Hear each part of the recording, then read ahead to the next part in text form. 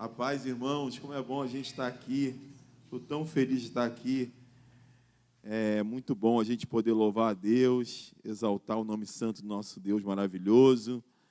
Hoje a gente vai estar meditando num livro da Bíblia que eu amo muito, o livro de Esther. Livro fácil de ler, uma história muito interessante. Livro de Esther. Vai localizando ele aí. Deixa eu marcar meu tempo aqui. Livro de Esther. Vai abrindo aí, por favor, meus irmãos.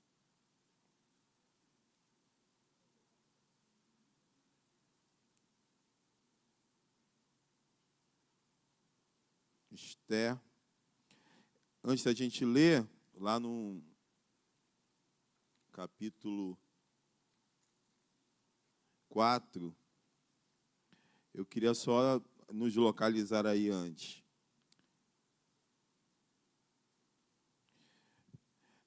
Esse é um período do reinado da nação de Israel, do exílio. O povo de Israel ficou exilado. O que é ser exilado? É quando uma nação tomava outra nação, pegava as pessoas mais novas, com habilidades, e levavam cativas, levavam como escravo. Então, isso é exílio. Israel passou por 2 exílios. E aqui está dentro do contexto do exílio. Então, nós temos alguns personagens aí que a gente vai citar. Mardoqueu, alguns vão usar outra pronúncia, Mardocai, eu vou usar essa pronúncia, Mardoqueu. E tem uma prima ou sobrinha, uma parente de Mardoqueu chamada Esther, Hadasa, né? Esther, ela é criada por Mardoqueu, porque os seus pais morreram, e Mardoqueu cuida dela como sua própria filha. Então, Mardoqueu judeu, Esther judia, estão exilados, e dentro desse exílio, ou seja, eles não estavam na nação de Israel, eles estavam, como vamos dizer assim, entre aspas, escravizados. Acontece uma outra situação nesse mesmo tempo. Há o rei da Pérsia, chamado Assuero, onde esse rei está fazendo uma festa gigantesca, a sua esposa, Vashti, ou Vashti, também está fazendo a festa, e em determinado momento ele chama a sua esposa para apresentar a beleza dela, para que ela dance para os seus convidados, e ela se recusa a fazer isso, e ele fica irado, e ele decide que alguma coisa tinha que ser feita, porque ele foi envergonhado, né, diante dos seus convidados, e ele tira ela do trono, ele faz com que ela seja destronada, ela sai do trono, passa-se um período, e ele é orientado a que faça um chamado às donzelas, às jovens, para que sejam candidatas a se tornar rainha no lugar de Vashti, a sua, agora não mais rainha, né? Então, quando se faz esse chamado, Mardoqueu orienta Esther para que ela se candidate. E aí ela se candidata, ela passa ali por toda aquela eleição, toda aquela escolha, e o rei Assuero escolhe Esther como a sua nova rainha. Ela não fala da onde ela era, sua descendência, ela não fala que ela era judia. Mardoqueu orientou ela a não contar que ela era de Israel. E aí passa-se um período, um homem, mais um personagem chamado Amã, ele fica irado com Mardoqueu, porque Mardoqueu não o reverencia. Mardoqueu, como um bom judeu, ele não se prostra diante de Amã, que era um alto funcionário lá do rei Assuero. E aí Amã, irado e tentando uma forma de atingir Mardoqueu, ele faz com que o rei dê um decreto para que todos os judeus fossem mortos, fossem exterminados. E aí é nesse contexto, onde os judeus estão com um decreto de morte, e que aparece agora essa história, aí, o contexto do que a gente vai ler. Então a gente vai estar lendo Mardoqueu mandando um recado para a sua sobrinha Esther, para que ela faça alguma coisa, já que uma vez ela no reino, ela poderia agir, fazer alguma coisa pelo seu povo, pelo próprio Mardoqueu e pela nação de Israel. Então é esse contexto que a gente vai ler agora aí, lá em Esther, capítulo 4, versículo 1 ao 17. Vamos lendo, parando, comentando. Diz assim: Quando Mardoqueu soube de tudo o que tinha acontecido, o quê? O decreto, né, de morte, né? Rasgou as vestes, vestiu-se de pano de saco e cinza e saiu pela cidade, chorando amargamente em alta voz. Era um costume judeu, quando eles estavam em pranto, em um momento de tristeza, fazer exatamente isso aqui. Vestir pano de saco, era um pano simples de saco, colocar cinza sobre o rosto, sobre o corpo, era um costume judeu. E Mardoqueu está desesperado, porque é um decreto de morte sobre o seu povo. Então, ele vai chorando amargamente em alta voz. Versículo 2. Ele foi até a porta do palácio real, mas não entrou, porque ninguém vestido de pano de saco tinha permissão de entrar. Tudo essa questão do palácio era tudo muito sério. Havia o tipo de roupa que podia entrar, quem podia entrar, e ele vestido daquele jeito não foi permitido ele entrar. Em cada província onde chegou o decreto com a ordem do rei, houve grande pranto entre os judeus, com jejum, choro e lamento. Muitos se deitavam em pano de saco e em cinza. Quando as criadas de Esté e os oficiais responsáveis pelo harém lhe contaram sobre Mardoqueu, ela ficou muito aflita e mandou-lhe roupas para que ele as vestisse e tirasse o pano de saco, mas ele não quis aceitá-lo. Então Esté, sabendo que seu tio estava naquela condição, ela manda roupa para ele, mas ele não aceitou trocar suas roupas. Então Esté convocou Atá, um dos oficiais do rei, nomeado para ajudá-la, e deu-lhe ordem para descobrir o que estava perturbando Mardoqueu, e por que ele estava agindo assim. Atá foi a Mardoqueu na praça da cidade, em frente à porta do palácio real. Mardoqueu contou-lhe tudo o que tinha acontecido. E quanto à prata, Amã tinha prometido depositar na tesouraria real para a destruição dos judeus. Então, Mardoqueu contou para aquele que Esté enviou tudo o que tinha acontecido, né? E tudo que Amã tinha tramado contra o povo de Israel. Então, vamos lá. Versículo 8, nós vamos ver o pedido de Mardoqueu a Esté. Versículo 8. Deu-lhe também uma cópia do decreto que falava do extermínio, que tinha sido anunciado em Suzã, para que ele mostrasse a Esté. Olha, Esté, aqui, ó, aqui está a cópia do extermínio, do decreto de morte contra o povo judeu. E insistisse com ela para que fosse à presença do rei implorar misericórdia e interceder em favor do seu povo. Então, Mardoqueu pede a Esté que vá à presença do rei. Até então, o rei talvez não tivesse ciência da origem de Esté. Então, ele não tinha nem noção de que aquele decreto que ele, motivado por Amã, fez, iria atingir a sua própria esposa. Né? Então, o pedido de Mardoqueu a Esté, vai lá, faz alguma coisa. Então, vamos lá, versículo 9, a resposta de Esté. Atá retornou e relatou a Esté tudo que Mardoqueu tinha dito. Então ela o instruiu que dissesse o seguinte a Mardoqueu. Esté falou, ó, volta lá e fala para Mardoqueu o seguinte: todos os oficiais do rei e o povo das províncias do império sabem que existe somente uma lei para qualquer homem ou mulher que se aproxime do rei no pátio interno, sem por ele ser chamado. Será morto, a não ser que o rei estenda o cetro de ouro para a pessoa e lhe poupe a vida.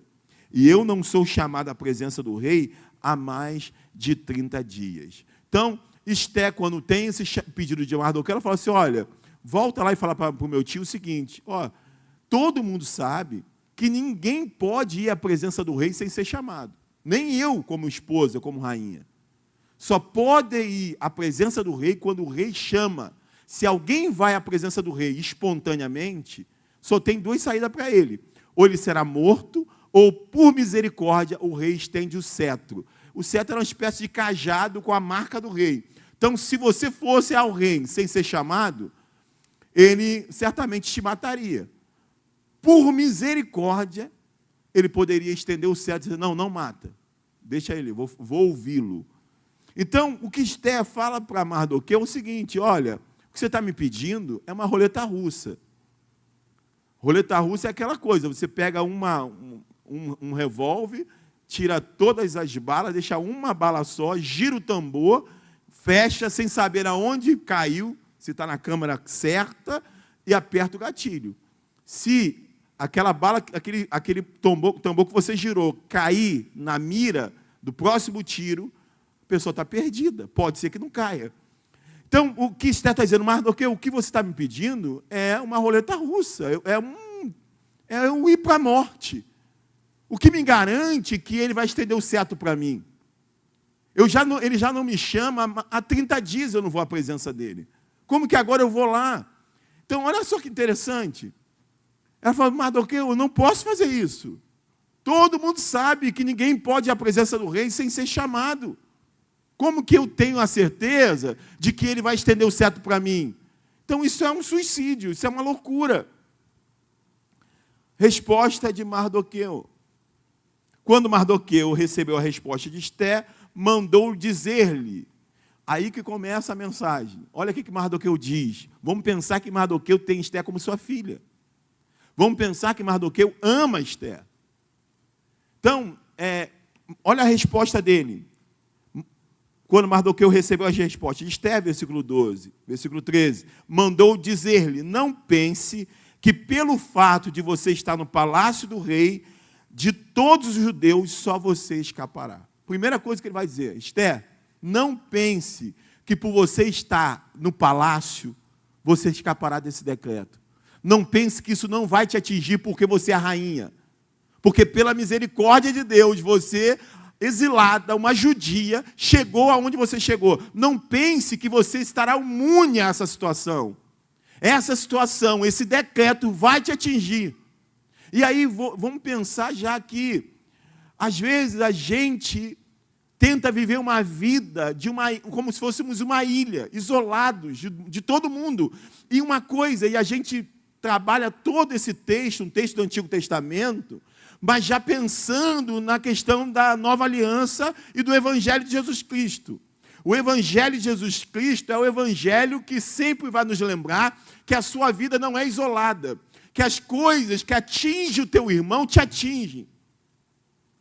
Que você não tem como dizer, está tudo bem para mim, está tudo certo, então está tudo legal. Não, sempre haverá na tua agenda o teu irmão, a igreja, aqueles que são povo de Deus, aqueles que Deus chamou para cuidar. Você tem que cuidar de pessoas. Não existe reino de Deus, não existe evangelho isolado, não existe relação com Deus simplesmente vertical, sem que passe pelo horizontal. Nós falamos no domingo. Porque se você diz que ama a Deus, que não vê, e aborrece o seu irmão que vê, diz o texto, você é mentiroso. Isso traz uma coisa interessante, traz um princípio certo, de que não há possibilidade de alguém ter uma relação com Deus sem se relacionar com seu irmão. Esse bate-papo de homens, esse encontro de jovens, qualquer ação que seja para ajuntamento, e que você sempre se isenta, e que você sempre diz, não quero participar, eu estou bem, isso é uma evidência de que você não ama a Deus. Porque amar a Deus passa pelo princípio de que você tem que se relacionar. Por mais difícil que seja, por mais dor de cabeça que dê, Deus estabeleceu esse princípio. É que o Mardoqueu está dizendo, Esther, isso vai te atingir. Isso vai chegar a você. Esse decreto vai te pegar. Porque quando atinge teu povo, vai atingir seu tio, vai atingir seus irmãos e vai atingir você. Não há como ignorar, não há como viver sozinho, não há como se relacionar é só eu aqui, como a igreja de Corinto, que havia partidos. Não, eu sou de Paulo, eu sou de Apolo, aí tinha um grupo, eu sou de Cristo. Não há como você dizer eu sou de Cristo sem se relacionar com seu irmão. Não há como. Tem gente que pensa que é possível. Ah, não, eu e meus cachorros. Eu tenho meu cachorro, eu e meu cachorro, não quero saber de ninguém, isso dá dor de cabeça. Isso não existe, gente. Nós temos e somos chamados a nos relacionar. E é isso que Mardoqueu disse, olha, isso vai chegar a você.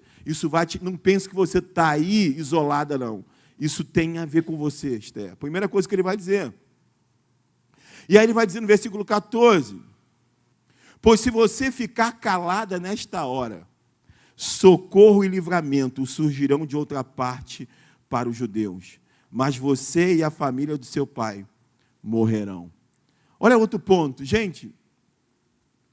É interessante que nós estamos falando de alguém que ama Esther. E a gente que pensa que amor é super proteger o outro, que é fazer com que o outro não se exponha, não corra risco, onde você vai proteger a pessoa e vai achar que está garantindo a segurança da pessoa, onde a pessoa, não corra riscos. É aquela ideia de Pedro, Jesus não morre, fica com a gente, para com esse negócio de se entregar. E Jesus vai para trás de mim, Satanás. Entregar pela igreja faz parte do plano de Deus. Então, Mardoqueu, mesmo amando Esther, dá-lhe para ela uma coisa muito séria, e uma coisa séria para nós também pensarmos. Ninguém, do ponto de vista da vontade de Deus, do que Deus quer estabelecer, é insubstituível. Você é insubstituível como pessoa, porque ninguém é como Anderson. Anderson é único. Então, ninguém te substitui de fato nesse sentido de pessoa, mas de serviço, de fazer aquilo para que a vontade de Deus se estabeleça. Deus não tem pessoas insubstituíveis. O que Mardoqueu diz, Esther, se você ficar parada, socorro e livramento virá de outra parte. Se você não se colocar, se você não assumir o risco, se você não for interceder pelo teu povo, Deus vai levantar alguém para fazer isso. Isso é muito interessante. Porque às vezes a gente fica achando que a gente é essencial. Não, se o pastor Davi não tiver, a coisa não acontece. Isso não existe. Deus usa as pessoas para cumprir o seu propósito. Então, quando Ele quer agir, se você não fizer, Ele vai levantar alguém que queira. Ele vai levantar pessoas. E eu lembro uma vez que o pastor José Francisco, o saudoso pastor José Francisco, ele falou para mim assim, eu começando ainda, eu aprendi muita coisa com o pastor Humberto, porque o pastor Humberto, ele amava a cidade dele, Itaguaí. E ele estava pastoreando aqui em São Gonçalo. Então, o pastor Humberto, ele tinha tanta falta. E eu lembro quando eu saí da Ilha da Conceição, quando eu vim para São Gonçalo, eu senti também essa dificuldade. Toda hora eu estava na ilha. Toda hora eu ia para a ilha. Porque é difícil, onde você tem suas amizades e tudo. O pastor Humberto vinha para São Gonçalo e tal, daqui a pouco ele ia embora. Ele dava na hora de ir embora, aí ele mandava mensagem, Davi, prega domingo. Às vezes de sexta para domingo. Ou no sábado mesmo, prega aí que eu não vou voltar não, estou aqui em Itaguaí. E aquilo que aparentemente poderia parecer algo ruim, era aquilo que estava me preparando. Então eu ficava nervoso, começava a estudar, desesperado, e Deus foi me preparando. Deus foi usando a vida do pastor Humberto para que eu me preparasse para o púlpito, para essa coisa de você estar aqui, de repente, vai ter que pregar, e você tem que pregar. Você não pode, não vou pregar, tem que pregar. E eu fui aprendendo isso. Aí depois que o pastor José Francisco, e sempre pregação para mim era sofrimento, ainda hoje é desespero, é você ficar orando, Senhor, porque não é sossegar, é subir e falar. Não é pegar uma pregação pronta na internet, não. O que Deus quer falar? O que eu falo? Então, era um martírio. Às vezes, saber em cima da hora era melhor, porque pelo menos eu tinha dormido a semana. Se eu soubesse com uma semana de antecedência, era uma semana dormindo mal. E aquela vez ele me avisou um pouco antes, pastor José Francisco, você vai pregar domingo. Então, fiquei dormindo mal a semana toda, estudando, chorando, desesperado. Quando chegou no domingo, já à noite, eu ali com tudo pronto, ele olhou para mim e falou assim, olha só, meu filho, deixa que eu vou pregar, porque Deus me deu uma palavra. Gente, o tímido, o medroso, o que não estava dormindo, achou que sabia tudo. Baixou um negócio nele que ele achou que sabia. Aí eu olhei, pastor, calma aí, eu me preparei demais. Não, isso não é justo. Olha só, eu comecei a me achar. Não é justo, eu me preparei, eu estudei. Aí ele falou assim, ele olhou assim, meu filho, olha para mim, eu vou pregar. Ele foi ao autoridade, eu vou pregar, meu filho, por favor. Aí ainda na hora, aí eu acordei, caindo em si. Aí eu caí em si, eu falei, cara, o que eu estou fazendo? O que eu sou? Quem eu estou pensando que eu sou? Eu sou imprescindível, o culto não acontece se eu não chegar? Que história é essa, gente? Que história é essa? Então, é exatamente isso que Mardoqueu falou para Esther. Esther, olha, primeiro, se você não fizer, Deus vai levantar alguém. Sabe por quê? Porque Maria tem que surgir. Maria tem que surgir. A geração de Maria tem que acontecer. Jesus tem que encarnar, e Jesus vai encarnar de um judeu. Jesus será judeu, e se Israel for exterminado, se a nação de Israel, porque era um extermínio, ia morrer todo mundo, Jesus não viria. Então, ele cumpriria o seu propósito e levantaria quem se colocasse. E era Esté que deveria se colocar, mas se ela não se colocar, ele vai levantar outro. E uma coisa que eu tenho buscado e pedido a Deus, nós às vezes ficamos muito tempo parados por aqueles que não querem, por aqueles que não se colocam. E a gente precisa começar a aprender a entender que tem pessoas que não querem e precisam ser respeitadas, mas aqueles que querem, a gente tem que caminhar para frente. Vamos orar por aqueles que não querem, vamos interceder por eles, vamos mandar mensagem para eles, vamos ficar em cima deles, mas nós não podemos parar por aqueles que não querem. O Ministério de Casais não pode parar por aqueles que não querem. Os jovens não podem parar por aqueles que não querem. Os adolescentes não podem parar por aqueles que não querem. Nós não podemos parar por aqueles que não querem, porque enquanto a gente para, tem gente morrendo. E é isso que ele falou, Esté, se você não fizer, Deus vai levantar alguém para fazer. Só que tem uma coisa interessante que ele vai dizer no final. Quem sabe, Esté, não foi para um momento como esse que você chegou à posição de rainha. Ele vai dizer, Esté, se você não fizer, Deus vai levantar alguém. Mas ele vai dizer depois, Esté, quem sabe que não foi para esse tempo que você chegou aonde você chegou. Por quê? E aí vai. Ele poderia, como alguém que ama Esté, como alguém que é praticamente o pai de Esté, não expor Esté ao risco de o rei não dirigir o cetro para ela. Porque o que Mardoqueu está propondo é, como nós falamos, uma roleta russa, para aquela que ele ama. Mas por que Mardoqueu incentiva Esté a correr risco? Primeiro, porque nós vamos correr riscos. Nós lemos a frase na semana passada de C.S. Lewis, se você deseja uma religião cômoda, tranquila, você escolheu a pior delas, que é o cristianismo. O cristianismo não te traz uma coisa sossegada, sempre será complexo, sempre será difícil. Porque quando diziam, um menino nasceu, os magos, eles disseram, um menino nasceu, nós vimos o sinal, nós estamos seguindo, o Senhor nasceu. Quírios, que quer dizer Senhor, já causava um problema. Aí Herodes, epa, que isso? Senhor sou eu. Que história é essa? Aí ele vai e chama, quando vocês chegarem lá, me fala onde é que a criança nasceu, porque eu quero também adorá-lo. Nada, Herodes estava preocupado, porque Senhor só é ele. Como que agora tem um outro Senhor nascendo? Então, quando os magos entendem o risco que a criança estava correndo, eles não voltam a Herodes. Mas Herodes está tão irado que ele manda matar as crianças de 2 anos para baixo. Por quê? Porque dizer que o Senhor nasceu, ou você dizer que você tem um Senhor, isso já te torna alguém que vai brigar com muita coisa. Você mesmo, aqui no Brasil, onde nós não sofremos uma perseguição muito forte, como nos países aí da América da Coreia do Norte, muitos países onde as pessoas, ao se declararem cristãs, morrem.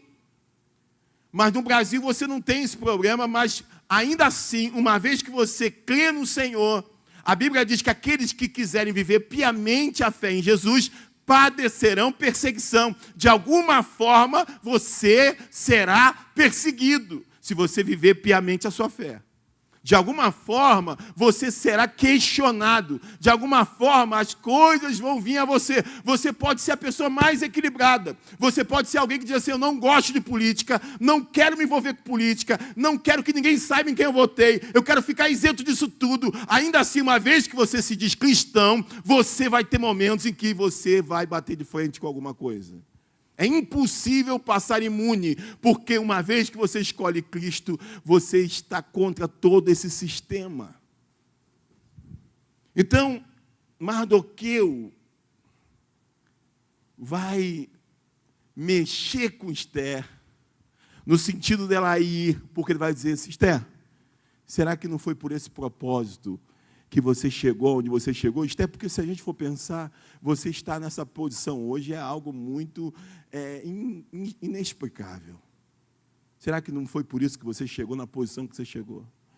E sabe por que Mardoqueu vai chamar Esther para correr risco, para ir para lá, para a roleta russa?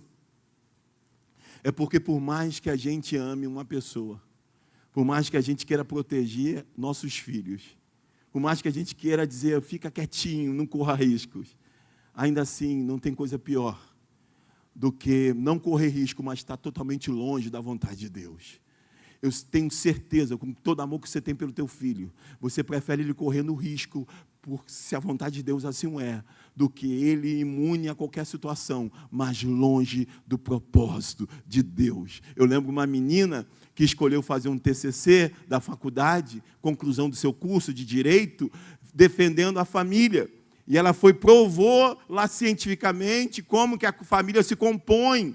Ela pegou, porque você precisa provar, você precisa trazer autores. E ela trouxe a história, ao longo da história, e ela defendeu a tese dela. Por isso, simplesmente por isso, no dia que ela foi fazer a defesa da sua tese, no dia que ela foi apresentar, foi um rebuliço. Grupos se levantaram, bandeiras, gente fazendo confusão, xingando. Ela teve que ser escoltada, ela teve que ser protegida por alguns soldados que tiveram que ir lá. Ela teve que ir e todo o tempo ser protegida, porque as pessoas ameaçavam matar, ameaçavam fazer uma ação de coisas. As redes sociais dela foram invadidas.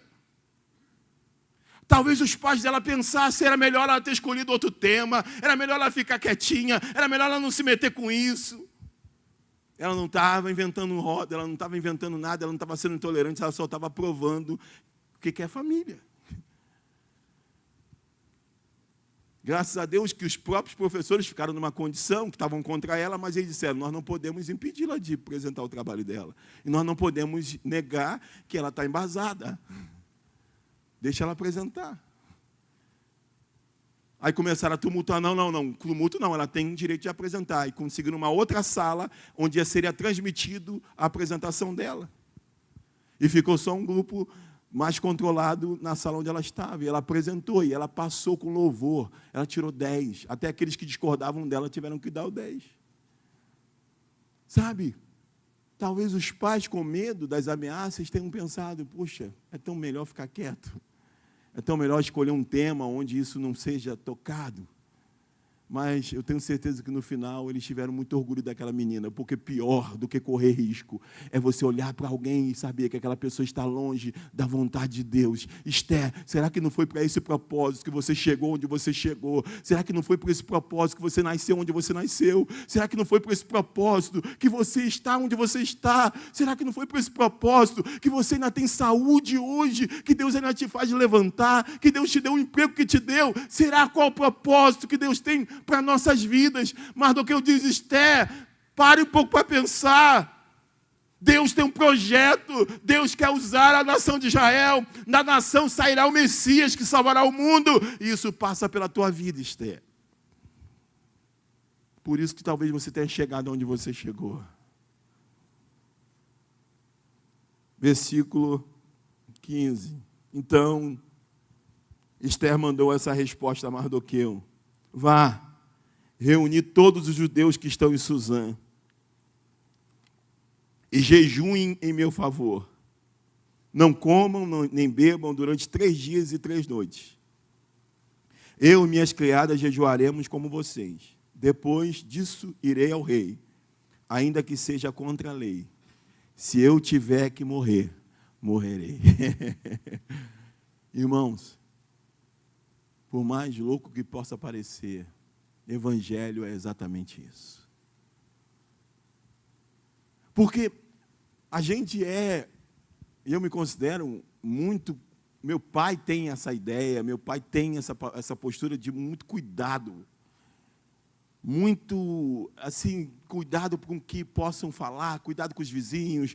Eu lembro da gente fazer algumas reuniões, quando ainda era solteiro em casa, e a gente, no culto, a gente começava a louvar, a cantar, e a orar, e às vezes aquilo começava, Deus agir, a gente começava a sentir a presença de Deus de uma maneira muito forte, e a gente começava a extravasar ali, só nós da família em casa. Meu pai era o primeiro a levantar, fechar as janelas todas.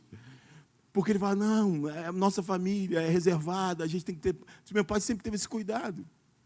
A gente evita muito problemas. Não ser muito polêmico, evitar muita coisa. Mas, meu irmão, uma coisa eu vou dizer. Uma vez que você diz, eu quero servir ao Senhor, você está em risco.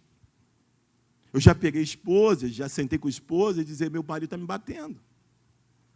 Uma vez que eu a oriento aí na delegacia, eu estou só recorrendo riscos. Por mais que eu tenha cuidados, por mais que eu não decida por ela, ninguém vai sentar no gabinete ou com um conselheiro, com um diácono dessa igreja e vai ouvir da boca deles, ó, faz, não faz, compra ou não compra. Nós não temos esse direito na vida de ninguém. A decisão é da pessoa, nós vamos orientar a partir da palavra, mas a decisão é da pessoa. Nunca ninguém pode decidir por você. Seita é assim. Seita é assim. Eu oriento você. Não, para mim, nem mesmo a fantasia infantil faz sentido nesse jeito de carnaval. Ah, é bonitinho, vou tirar foto. Não, para mim, você tem que definir para o teu filho o que você crê. O que é o carnaval para você? Então, essa é a minha opinião. Mas eu jamais vou dizer para você, não, e você postar alguma coisa, o que você postou? Olha, não pode. Eu jamais vou fazer isso, porque isso para mim é ultrapassar o limite, a não ser que você tenha uma posição de liderança, ou você seja o pastor da igreja. Mas fora isso, nós não somos uma seita. Você tem pensamento, igual foi na época da eleição. Todo dia eu louvo a Deus pela minha postura na época da eleição. E como foi difícil. Eu não posso dizer em quem você vai votar. Isso é uma questão pessoal sua. E não vem com essa história de que não faz sentido votar em A ou B ou C. Porque a coisa é muito complexa, meu irmão. Até essa questão de direita e esquerda, isso é muito complexo. E se você for estudar história, isso é muito complexo. Então, isso é uma questão pessoal sua. E tem igrejas sofrendo até hoje, porque o pastor levantou uma bandeira e não respeitou aquele irmão que é crente, mas tem uma opinião diferente. Isso não tem nada a ver com o evangelho, irmãos. Evangelho é você estudar a palavra, você ler e você ter a liberdade de caminhar por você. Não é alguém decidindo tudo por você, colocando onde você vai pisar, o que você... Não, você tem que ter liberdade de escolha. Você tem que ter essa capacidade de ter o teu pensamento, ter a tua crítica, ter a tua opinião. Mas não confundir as coisas. Então a igreja tem que ter esse cuidado. Mas nós temos. Só que mesmo assim, tem horas que as coisas vão complicar. Tem horas que o problema vai vir no teu colo sem que você queira que ele venha. Tem horas que você vai se ver, como eu já me vi várias vezes numa delegacia, que eu nunca tinha ido nem com um parente meu. E eu tendo que ouvir o delegado soltar um palavrão. Tem horas que você vai se ver em lugares que você falou assim, por que eu estou passando por isso? Porque você disse sim. O vizinho te chamar para ir com você em algum lugar que você não quer ir. E você vai dizer, eu vou ter que ir, porque ele viu em mim uma referência. Você vai se ver entrando com uma mulher dentro da tua casa, toda roxa, porque o marido a espancou, e você fechar a casa toda com medo das ameaças dele, e tentando entrar em contato com a família, e a própria mãe dizer, eu já desisti dela. E você tentando convencer a mãe de que ela não pode fazer isso. E que tem que dar mais uma oportunidade. Ou seja, não tem como você querer o evangelho e dizer, eu quero evangelho, mas eu quero estar imune. Eu quero estar imune a problemas, eu quero estar imune a qualquer coisa. Não, evangelho se pressupõe você morrer pelo outro. Você vai morrer pelo outro. Tem uma porção de gente nessa igreja que vive sossegado, tranquilo, porque se esquiva de qualquer tipo de coisas, de qualquer tipo de situação, de demanda. Vivem, são capazes, têm palavra de vida, mas não são capazes de dar um ar para que tire alguém do inferno, porque se preservam, porque querem se autopreservar. E Jesus disse, aquele que quiser salvar a sua vida, perdê-la-á, mas aquele que perder a sua vida por amor de mim, vai ganhar a vida. Evangelho é isso, irmãos. Se eu morrer, eu morri. Se eu morrer, eu morri. Eu já ouvi algumas vezes alguém dizer assim, puxa, mas por que você tem que ir? Não é nem nosso parente, mas por que você tem que ir? Eu falei assim, eu não tenho como te responder isso. Isso tem a ver com a gente, cara. Isso passa pela gente. Isso nos atinge. Quando a gente disse sim, não tem mais volta. Ela vai dizer, Mardoqueu, tio, eu vou. Se eu morrer, eu morri. Aí eu fico pensando a gente, que é super protetor. Ah, não, aí também não. Aí imagina, ele podia pensar, poxa, eu induzi minha sobrinha à morte. Mas você vê que ele não fica ele atende a Esther. Ele não volta atrás. Sabe? Porque é exatamente o que eu falei. Por mais duro que seja, não tem lugar melhor para que teu filho esteja, ou alguém que você ama, do que no centro da vontade de Deus. Ou você mesmo. Gente, tem coisa melhor do que você olhar assim, caramba, olha, é muito bom estar no centro da vontade de Deus. Eu vi Douglas chegar hoje e fiquei pensando isso. Fiquei pensando, o que leva Douglas a estar aqui hoje? Sair de casa, vir, pegar lá o violão dele.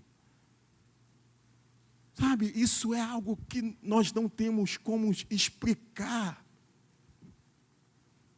É algo tão incrível e talvez o próprio Douglas não se dê conta do que é isso. Sabe, isso é algo que ele entendeu, eu tenho parte nisso.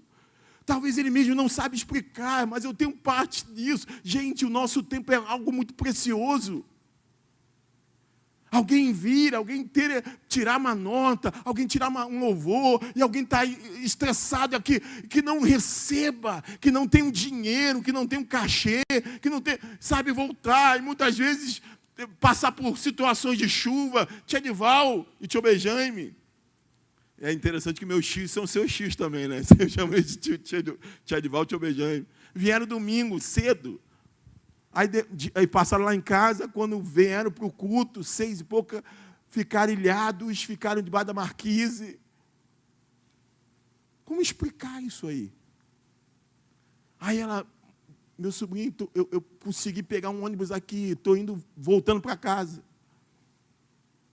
Estou cheio de frio, estou toda molhada. Aí você fica ouvindo, se deixar, você fala, tia, faz o seguinte, congrega perto da sua casa, fica quietinha lá, não se expõe assim não. Mas são situações que nós somos direcionados, não é uma questão que se explica. Então, às vezes, você vai ver teu filho tomar uma decisão que o teu coração vai ficar apertado, mas se Deus falou com você que é esse o desejo de Deus, deixe ele seguir. Como Esther disse, olha, beleza, você me convenceu, tio. E é isso mesmo, manda o pessoal jejuar, manda o pessoal jejuar, nós vamos jejuar. Eu vou lá, mesmo que o rei não tenha me chamado. Se eu morrer, eu morri. Porque é melhor morrer fazendo a vontade de Deus do que morrer desagradando o Senhor. Talvez você olhe para a tua ansiedade, para o teu pote de ansiedade já está cheio pela boca. E a proposta do Evangelho tem mais espaço aí para você, porque você vai pegar a tua e você vai pegar do teu irmão. Se deixar, você vai tentar se autopreservar e você vai dizer não, porque você vai dizer, já cheguei no limite. Tem mais. E é muito sério, porque você vai ver pessoas pelas quais você lutou, e sofreu e ficou sem dormir, não entenderem você e não te apoiar no teu momento mais difícil. Eu fico vendo Jesus pensando em se entregar e discípulos discutindo quem era o maior entre eles. Jesus chorando no Getsemane, Jesus desesperado diante do que iria acontecer e os discípulos dormindo, um sono pesado. Não vai ter lógica. Hoje eu estava vendo uma pessoa falando sobre isso, essa coisa do eu mereço. Ela comprou uma casa muito bonita, está muito bem profissionalmente, e uma tia dela ligou e falou, minha sobrinha, estou te ligando para te dizer que eu estou muito feliz pela sua conquista. E eu queria te dizer, minha sobrinha, que você deve curtir mesmo, porque você merece, você e seu marido merecem, vocês trabalham. Aí ela foi falando no vídeo, e eu falei para minha tia, você não entendeu nada, tia. Não mereço nada, tudo que veio é pela graça do Senhor. Nós não merecemos nada, tia, não é meritocracia, tia. Não é, eu fiz, eu vou receber e vai dar tudo certo porque eu fiz. Não, tem horas que as coisas não encaixam. Senão a gente entra numa loucura, numa crise, porque vai ter horas que você vai fazer tudo e não vai vir igual você fez. Mas ainda assim você tem consciência de que você estava no melhor lugar que você poderia estar e você fez o que você poderia fazer dentro do que Deus queria que você fizesse. E Esther diz, Mardoqueu, ora, jejua com o pessoal aí, se eu tiver que morrer, morrerei. Mardoqueu retirou-se e cumpriu todas as instruções de Esther. Depois vale a pena você ler esse livro.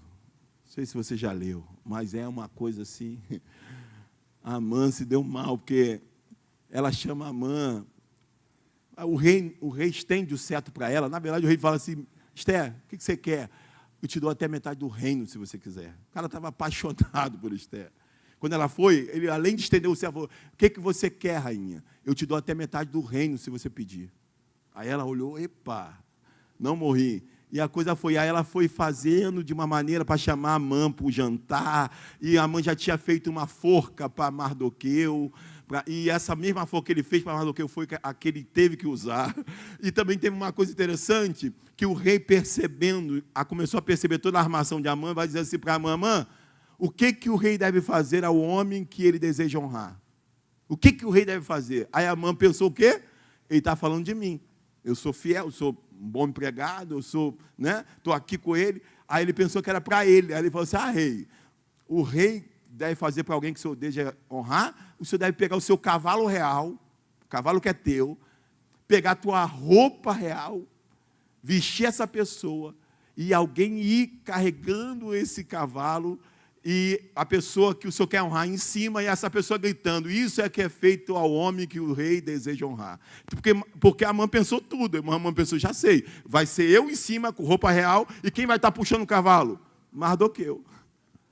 Aí o rei ouviu tudo, aí o rei falou assim, vai e faz tudo isso que você falou com Mardoqueu. Ele teve que pegar o inimigo dele, que era Mardoqueu, vestir Vexerrate, pegar o cavalo real, e pela cidade inteira gritando, isso é feito ao homem que o rei deseja honrar. Aí é uma história incrível. Então, irmãos, é isso. Qual o propósito de Deus para a tua vida? Eu estou com 48, eu sempre, quando o médico falou para mim, qual a sua idade? Eu falei, rapaz, eu olhei, 48, acho que é 48, quase que tive que ligar para minha esposa, eu confundo. 48 anos. Há uns 3 anos atrás, eu entrei numa crise de identidade, de chamado. Então, você pode ter com 50, com 30, com 15, e você está com uma crise de identidade. O que Deus quer da minha vida? O que Deus quer que eu faça? Para onde eu vou? O que eu faço? Qual é a vontade dele? Irmãos, uma coisa que eu tenho aprendido a respeitar é decisões tomadas não pela carreira em si. Alguém que olha assim e faça uma pesquisa e diz qual a carreira que está bombando, qual o salário que está despontando, é tanto. Aí a pessoa, não, vou fazer educação física. Não faz educação física, porque é uma área muito difícil. Irmãos, aí que a gente vai ver pessoas bem-sucedidas, mas mal-sucedidas emocionalmente, porque elas estão não na área que elas querem, mas na área que elas foram por conveniência, por mercado. A gente precisa começar a entender que essa vida é essa que a gente tem para viver. E às vezes você vai estar numa função que aos olhos das pessoas será loucura. Você vai tomar uma decisão que ninguém vai entender, mas que será melhor, porque é ali que Deus quer você. Seja ela sendo lá no palácio, ou seja ela sendo no lugar mais simples, não importa. Mas que você e eu tenhamos certeza de que você está no lugar onde Deus mandou que você estivesse. E que a gente olhe para os nossos filhos com mais respeito. E que a gente respeite mais o direcionamento de Deus para a vida deles, e a gente não tente impor os nossos para a vida deles. Que a gente tenha cuidado com isso.